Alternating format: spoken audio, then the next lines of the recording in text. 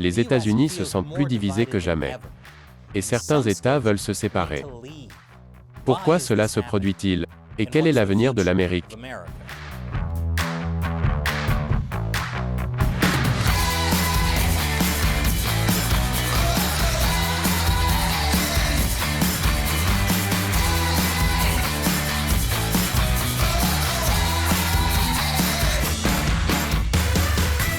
Bonjour, bienvenue à l'émission Amérique dévoilée. Je suis Chris Chappell. N'oubliez pas de vous abonner et d'appuyer sur le bouton j'aime, cela nous aide avec l'algorithme de YouTube. Si vous avez suivi l'actualité, on pourrait croire que la côte ouest des États-Unis est sur le point de se fracturer. Je ne veux pas dire littéralement. Ce que je veux dire, c'est que l'on parle beaucoup ces derniers temps, dans le nord-ouest du Pacifique, de sécession, c'est-à-dire de régions qui veulent quitter le pays ou un État. Et cela signifierait changer les frontières de l'État qui sont en place depuis plus de 100 ans. Si vous regardez cette carte des comtés rouges et des comtés bleus de l'élection de 2020, vous pouvez voir qu'il y a un grand fossé dans le nord-ouest. Et cela pourrait expliquer pourquoi certains comtés rouges de l'Oregon veulent quitter l'État et s'enfuir dans le Grand Idaho. Un législateur de l'Est de Washington a appelé à la création d'un tout nouvel État. Et un plan radical visant à diviser la Californie en 3 États a même été soumis au vote récemment. Je pense qu'ABC News a vraiment mis le doigt sur le problème en février 2020 quand ils ont dit « Le fossé politique est devenu si profond que certains résidents conservateurs se battent pour faire sécession. » Attendez, février 2020, c'était il y a un an. Depuis quand remonte ce « clivage de toute façon » ? En voici un de 2019. Et un autre de 2017. Cet article de 2013 demande pourquoi tant de comtés tentent de faire sécession de leur État. Il s'avère que les « propositions de partition de l'État », comme on les appelle, font fureur dans le nord-ouest du Pacifique depuis longtemps. Un très long moment. Les habitants de certaines régions de l'Oregon et de la Californie du Nord ont essayé de créer l'État de Jefferson depuis 1941. Pendant ce temps, l'Est de Washington a été voté le plus susceptible de faire sécession depuis 1861.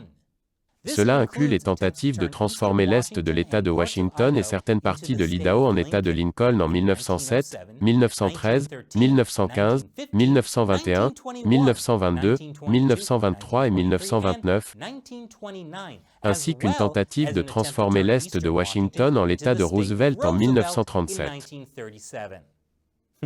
L'État de Jefferson, l'État de Lincoln et l'État de Roosevelt. Pourquoi le président Washington devrait avoir toute la gloire? Enfin, plus récemment, il y a eu des propositions pour créer l'État de la liberté à partir de l'Est de Washington en 1985, 1991, 2001, 2005, 2015, 2017, 2019, 2020 et aussi récemment que l'on. Maintenant. Je ne savais pas que l'Est de Washington était le Texas du Nord-Ouest Pacifique. Mais ce n'est pas seulement l'Est de Washington qui veut faire sécession. Il existe même un petit parti politique, le Parti pour l'indépendance de la Cascadia, dont l'objectif est de créer un nouveau pays, c'est bien cela, un pays appelé Cascadia. Plus d'informations à ce sujet après la pause. Bon retour.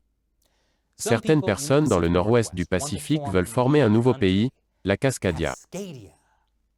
Il serait composé de parties de la Californie, de l'Oregon, de Washington, de l'Idaho, de l'Alaska et du Canada. Cela semble tout simplement ridicule. Si on fait ça, on pourrait aussi bien prendre le reste du Canada. Je dis Prums sur l'île du Prince-Édouard. Pour être juste, certains partisans considèrent la Cascadia non pas comme un pays distinct, mais comme une biorégion. La façon dont une biorégion est gérée politiquement n'est pas claire. Probablement mal. Quoi qu'il en soit, comme vous pouvez le constater, la pression actuelle pour former le Grand Idaho n'est que la plus récente d'une longue série de mouvements de partition d'État. Certains des premiers partisans de la partition voulaient tracer de nouvelles lignes d'État principalement pour des raisons géographiques. Les habitants de l'Est de l'État de Washington étaient séparés de la capitale, située près de la côte, par une chaîne de montagnes géantes. En 1860, un professeur de l'Université de Washington écrivait « Naturellement, Les résidents à l'est des montagnes étaient opposés à l'idée de regarder plus longtemps Olympia pour obtenir des faveurs législatives et à faire ce long voyage pour traiter des affaires publiques. Je ne peux pas dire que je les blâme. J'ai entendu dire que voyager à travers les montagnes en chariot peut être éreintant. Donner un groupe de 50? Trop tôt? Mais la géographie n'était pas la seule chose à créer des barrières. Plus tard, les partisans de la partition ont cité les divisions culturelles entre les zones urbaines et rurales comme l'une des principales raisons pour modifier les frontières des États. Ils se sentaient non représentés et dominés par les habitants des grandes villes. Un dirigeant du mouvement en Californie fait remarquer qu'un seul sénateur d'État représente 11 comtés dans le nord rural de la Californie, alors que le seul comté de Los Angeles compte 11 sénateurs. Pendant ce temps, l'Est de l'État de Washington n'envoie que 33 législateurs au Capitole d'Olympia, alors que l'Ouest de l'État en envoie 114. Cela s'explique par le fait que les zones urbaines sont plus peuplées que les zones rurales et qu'elles sont donc mieux représentées. Mais il n'en a pas toujours été ainsi. Historiquement, de nombreux États avaient deux corps législatifs qui étaient élus différemment. Les assemblées d'États étaient déterminées par la population, de sorte que les zones urbaines avaient plus de pouvoir. Mais les sénats d'État n'étaient pas déterminés par la population. Chaque comté d'un État obtient le même nombre de sénateurs, quel que soit le nombre d'habitants. Les zones rurales avaient donc plus de pouvoir. Mais cela a changé après une décision de la Cour suprême en 1964 dans l'affaire Reynolds contre Sims. La Cour a statué que la clause d'égale protection du 14e amendement exige que les districts législatifs des États soient composés de populations à peu près égales, si possible. Donc maintenant, les Sénats des États sont également déterminés par la population. Le résultat est que les habitants des zones rurales ont le sentiment d'être écrasés par une majorité politique dans une capitale lointaine. Une majorité qui conçoit des politiques pour Portland ou Seattle qui ne fonctionnent pas dans d'autres parties de ces États. Prenons l'exemple de l'éleveur Ken Parsons, qui vit à La Grande, dans l'Oregon. Comme il l'explique.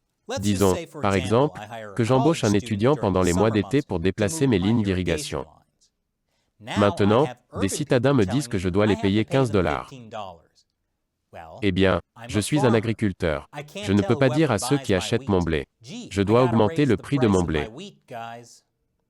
Les cloisonneurs se plaignent également de la façon dont l'État de l'Oregon a géré certaines politiques. Comme l'aide Covid-19, l'agitation Antifa à Portland, et la nouvelle loi de l'État décriminalisant la possession de drogue dure. Comme le dit Mike McCarter, le président de Move Oregon's Board. Maintenant, vous regardez et vous dites, bien, si vous êtes sans-abri, si vous êtes un consommateur de drogue dure, si vous êtes un émeutier, si vous êtes un illégal, venez en Oregon, nous sommes un État sanctuaire et vous n'aurez pas d'ennui, et ce n'est pas ce que les conservateurs ressentent en Oregon. Donc, vraiment, il s'agit des divisions modernes entre les partis politiques. Eh bien, certaines personnes le pensent certainement. Cornel Clayton, professeur de politique publique à l'Université d'État de Washington, décrit le mouvement de partition de l'État de Washington Est comme un écho des sentiments nationaux. Il dit, ce que cela nous dit, c'est qu'à Washington, comme dans le reste du pays, notre politique s'est polarisée. Elle est devenue polarisée? Si les mouvements de partition des États reflètent la polarisation, la nation était-elle tout aussi polarisée en, disons, 1907, ou en 1915, ou en 1937, ou en 1941? Peut-être que notre sentiment que le fossé politique a atteint des proportions épiques ces derniers temps est exagéré. Ou peut-être que les tentatives de partition des États sont simplement, dans l'ordre des choses, dans le nord-ouest du Pacifique.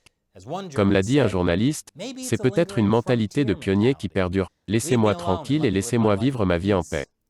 Et, ce n'est pas seulement une mentalité de frontalier.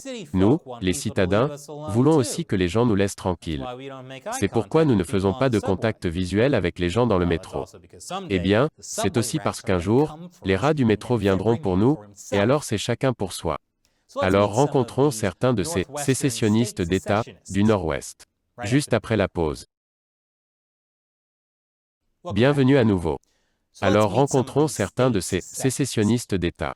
Le mouvement actuel pour créer le Grand Idaho est mené par un groupe appelé Move Oregon's Board, lui-même dirigé par un ouvrier de pépinière à la retraite nommé Mike McCarter. Monsieur McCarter affirme que les ruraux sont indignés par les lois émanant de l'Assemblée législative de l'Oregon qui menacent nos moyens de subsistance, nos industries, notre portefeuille, notre droit aux armes à feu et nos valeurs. Il ajoute que l'Oregon est un baril de poudre parce que des comtés qui appartiennent à un État rouge comme l'Idaho sont dirigés par des habitants de Portland. Et voudriez-vous vraiment que les Portlandais dirigent les choses? Selon M. McCarter, les divisions en Oregon deviennent dangereuses. C'est pourquoi nous considérons le déplacement de la frontière comme un moyen de maintenir la paix. Ce n'est pas un facteur de division. L'Oregon et l'Idaho sont déjà divisés par une ligne d'État. Le problème est que l'emplacement de la ligne d'État a été décidé il y a 161 ans et est maintenant dépassé. Son emplacement actuel ne correspond pas à la division culturelle de l'Oregon. Ok, donc il dit que c'est une division pacifique, sans division, pour éviter les divisions dangereuses. Pendant ce temps, dans l'État de Washington, des propositions sont faites chaque année à l'Assemblée législative de l'État pour créer un nouvel État, l'État de la liberté.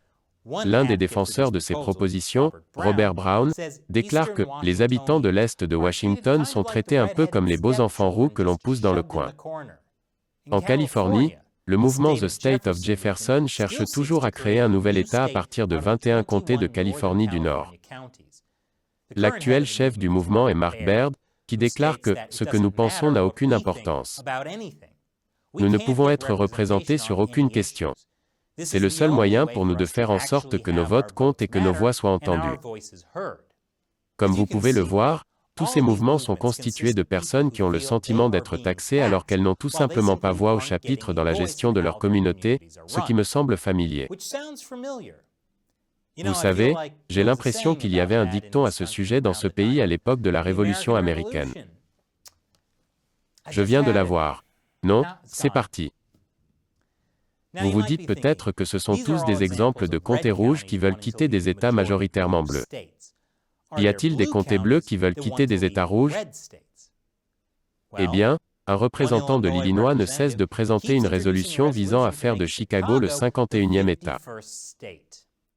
Bien que dans ce cas, ce soit plutôt les habitants du reste de l'Illinois qui essaient de chasser Chicago de l'État, plutôt que Chicago qui veut partir. Je suppose qu'ils sont fatigués de traiter avec la ville des vents.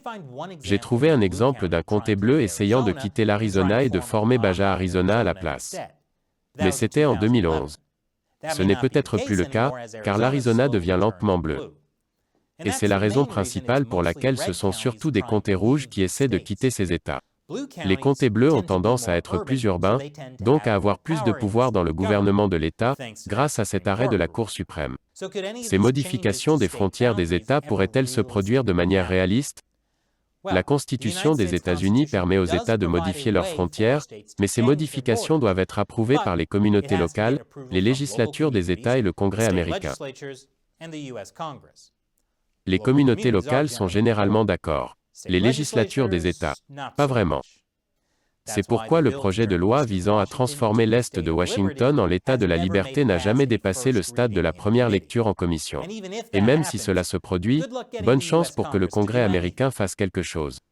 Mais il y a peut-être un moyen de contourner ce problème, selon les personnes à l'origine du mouvement Divide New York. Selon leur plan, New York serait divisé en 3 régions autonomes au sein d'un même État. Ces régions sont essentiellement la ville de New York, la banlieue de New York et le reste de l'État de New York. Mais puisque le plan ne veut pas réellement diviser l'État, il n'a pas à être approuvé par le Congrès. Que pensez-vous de ces tentatives de création de nouveaux États américains? Les États devraient-ils être divisés en fonction de différences politiques ou culturelles? Laissez vos commentaires ci-dessous. Et n'oubliez pas que l'émission Amérique dévoilée est soutenue principalement par les téléspectateurs, alors n'hésitez pas à vous rendre sur patreon.com/americauncovered. Contribuez à hauteur d'$1 ou plus par épisode. Nous comptons sur votre soutien pour nous aider à continuer à réaliser de grands épisodes. Une fois encore, je suis Chris Chappell. Merci de regarder l'émission Amérique dévoilée.